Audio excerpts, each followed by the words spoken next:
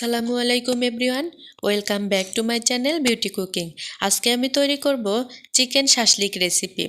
বিভিন্নজন বিভিন্নভাবে এই চিকেন শাশলিক রেসিপিটি তৈরি করে থাকেন, তবে আজকে আমি মাত্র 3টি উপকরণ দিয়ে খুব সহজেই এই চিকেন শাশলিক রেসিপিটি তৈরি করে নিয়েছি আর আপনাদের সাথে শেয়ার করছি।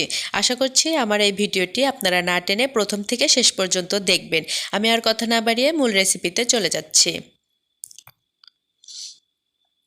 আমি এখানে 1 কেজি ব্রয়লার মুরগির বুকের মাংস নিয়েছি। মাংসগুলোকে আমি ছোট ছোট করে পাতলা করে কেটে নিয়েছি, কেটে পরিষ্কার করে ধুয়ে নিয়েছি। এবার আমি মাংসগুলোকে মেরিনেট করে নিব।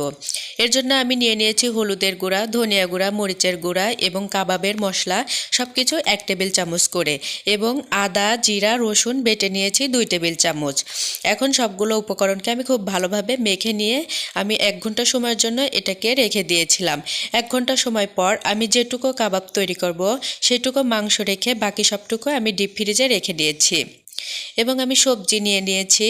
সবজির মধ্যে আমি 2 ধরনের সবজি ব্যবহার করছি। একটা হচ্ছে পেঁয়াজ। পেঁয়াজটাকে আমি একটু মোটা করে কেটেছি এবং গাজরকে আমি গোল গোল করে কেটে নিয়েছি। এবং আমি এর মধ্যে দিয়ে দিচ্ছি টমেটো সস এবং সয়া সস একসাথে মেখে নিয়ে 1 চামচ করে দিয়ে দিচ্ছি। দেওয়ার পর আমি সবগুলোকে খুব ভালোভাবে হাতের সাথে মেখে নিচ্ছি। এবার আমি সবগুলোকে শিকে গেঁথে নেব। এর জন্য প্রথমে আমি একটা মাংস দিয়ে দিচ্ছি, তারপর একটা গাজর, তারপর একটা মোটা করে রাখা পেঁয়াজ। এভাবে করে আমি সবগুলো একের পর এক গেঁথে নিব। আপনারা দেখেই বুঝতে পারছেন আমি কাজগুলো কিভাবে করছি।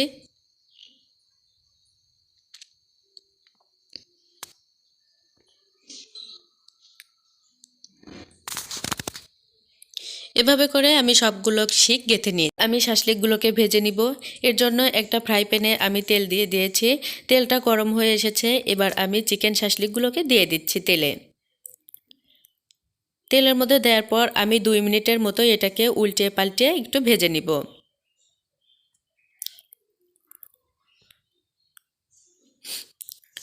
দুই মিনিট উল্টে পাল্টে ভেজে নেওয়ার পর আমি এটাকে ঢাকা দিয়ে রেখে দিব 4 মিনিট সময়ের জন্য। আর এই 4 মিনিটের মধ্যে মাংসটা খুব ভালোভাবে সিদ্ধ হয়ে যাবে। যেহেতু এটা ব্রয়লার মুরগির মাংস, তাই এটা সিদ্ধ হতে সময় লাগবে না। দেখুন মাংসটা সিদ্ধ হয়ে গেছে। আমি আরও 5 মিনিটের মতো এটাকে এভাবে করে ভেজে নিচ্ছি। দেখুন চিকেন শাশলিকগুলো রেডি হয়ে গেছে। এবার আমি এগুলোকে উঠিয়ে নিচ্ছি।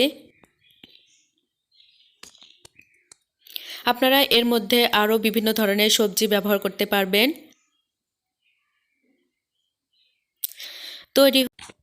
তৈরি হয়ে গেল অসম্ভব মজাদার চিকেন শাশলিক রেসিপিটি। আশা করছি আমার আজকের রেসিপিটি আপনাদের ভালো লেগেছে।